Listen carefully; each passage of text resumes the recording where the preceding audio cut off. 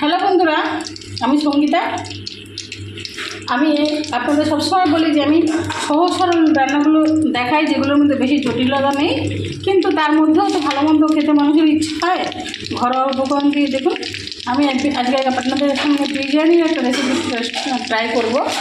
সেগুলো দেখুন সহজ সরলভাবে, কোনো বিনা মশলায়, কিন্তু এইটাও খেতেও খুবই ভালো লাগে। আমি যাদেরকে করে খাইছি তাদের সবাই বলে অসাধারণ টেস্ট হয়। তো দেখুন, প্রথমে আমি চিকেনটাকে বসিয়ে দিচ্ছি। কড়াইতে তেজপাতা, শুকনো লঙ্কা, জিরে, গোটা গরম মশলা ফোড়ন দিয়ে নিয়েছি। আর তেলের মধ্যে প্রথমে আমি চিকেনটাকে বসিয়ে নিচ্ছি।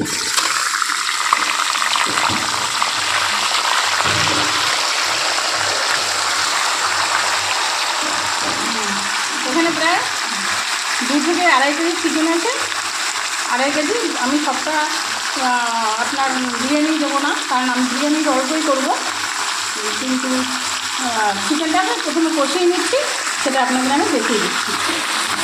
এবারে দিয়ে দিলাম। এবারে পরিমাণ মতো মশলাটা দিয়ে দেবো,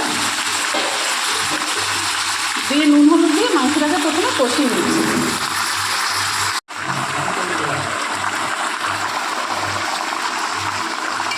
দেখুন, এবার নুন, হলুদ, কাঁচা পেঁয়াজ, তারপরে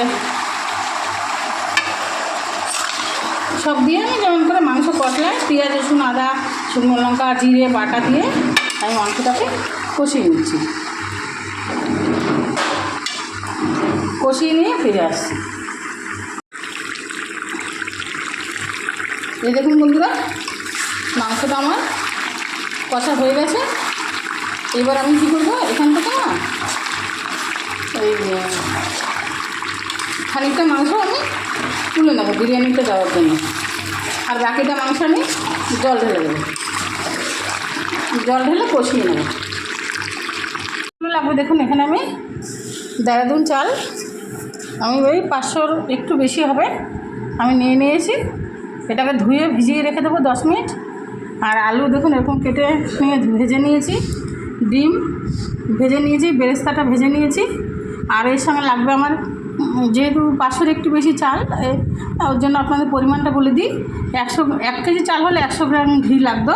যেহেতু আমার 500-র একটু বেশি, তাই একটু 50-এর একটু বেশি ঘি। আর লাগবে একটু গুঁড়ো দুধ। একদম ঘরোয়াভাবে বিরিয়ানি আপনারা এইভাবে করে খেয়ে দেখবেন। আর লাগবে একটু জয়িত্রী। এবার দেখুন কীভাবে আমি এটা তৈরি করি। এই দেখুন বন্ধুরা, আপনাদের দেখিয়ে দিলাম। বেরেস্তা ভেজে নিয়েছি, ডিম ভেজে নিয়েছি, আলু ভেজে নিয়েছি। এগুলো তো আর দেখানোর কিছু নেই, ভাজার সময় দেখানি ওর জন্য। এবার দেখুন, আমার যেহেতু এই চালের মধ্যে জল, হাঁড়ির মধ্যে জল দিয়ে নিয়েছি। জল দিয়ে নিয়ে এবার এর মধ্যে দিয়ে দেবো গোটা পরিমাণ মতো নুন, চালটা সেদ্ধ হতে যতটা নুন লাগবে, একটু চিনি, আর জয়িত্রী, গোটা গরম মশলা, তেজপাতা এর মধ্যে আমি দিয়ে দিলাম। আর এর মধ্যে আমি একটা দেবো, যেটা হচ্ছে একটা ভাজা শুকনো লঙ্কা আমি ভেঙে দিয়ে দিলাম এর মধ্যে। এবার এর মধ্যে আরেকটা জিনিস যেটা দিতে হবে, সেটা হচ্ছে সর্ষের তেল। সর্ষের তেল দিয়ে আমি জলটা গরম হলে চালটা দিয়ে দেবো। জলটা যখন গরম হয়ে গেছে, ফুটতে শুরু করেছে, এবার ভিজিয়ে রাখা চালটা আমি মধ্যে দিয়ে দিলাম।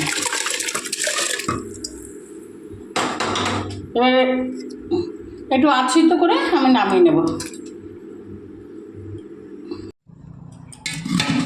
এই দেখুন বন্ধুরা, আমি ভাতটা একদম ঝরঝর হয়েছে দেখুন আমার।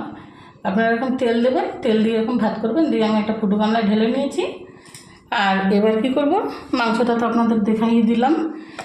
আর এখানে লাগবে দেখুন, দুধটাকে আমি গরম জলে গুলে রেখেছি।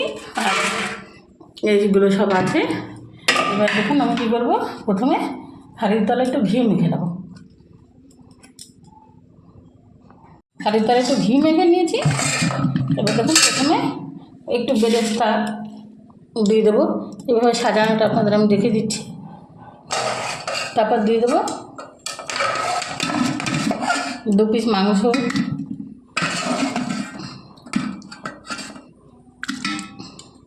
এবার ভাত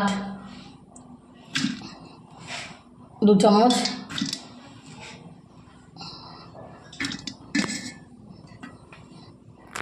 তারপরে 2 পিস আলু দিয়ে দিলাম। এবার উপর দিয়ে একটু ঘি ছড়িয়ে দিলাম। তারপর আবার একটু বেরেস্তা দিয়ে দিলাম।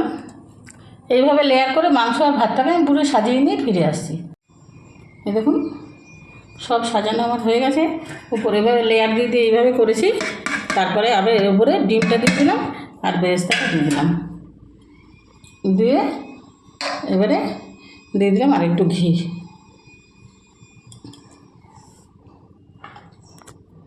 ঘি দিয়ে দিলাম। এবার যেটা দিতে হবে সেটা হচ্ছে দেখুন ঘুরিয়ে ঘুরিয়ে ওই যে আমি দুধটা দিয়ে গুলিয়ে দিলাম সেটা আমি দিয়ে দিলাম। এবারে দেখুন এবার আমি দমে বসিয়ে দেবো। এই দেখুন বন্ধুরা, আমি এরকম ঢাকা দিয়ে আমি আটা ফাটা কিচ্ছু দেবো না। এবার দমে বসিয়ে দেবো। 20 মিনিট ধরে দমে বসিয়ে রেখে দেবো। তারপর আপনাদের সামনে ফিরে আসছি। একটা নোড়া আমি উপর থেকে চাপা দিয়ে দিয়েছি, শিল নোড়াটাকে চাপা দিয়ে দিয়েছি। অত আটা মাখা অত ঝামেলার কোনো দরকার নেই। এই দেখুন বন্ধুরা 20 থেকে 25 মিনিট পরে আমি দেখুন এবার দমটা খুলে দেখে নিচ্ছি। 20-25 মিনিট না, একটু বেশি লেগেছে। এই দেখুন একদম ঝরঝরে হয়ে গেছে। এবার আমি নামিয়ে নেব। আপনারা এই সহজভাবে বিরিয়ানি করে খেয়ে দেখবেন, খুবই ভালো লাগবে। অনেকে যে সেন্টের জন্য বিরিয়ানি খেতে চায় না, হ্যাঁ মানে আমার বাড়িতেই খেতে চায় না, যার জন্য কিন্তু আমি এইভাবেই তৈরি করি। এইভাবে করলে কিন্তু খায়। এবার আমি নামিয়ে নিয়ে পরিবেশন করব।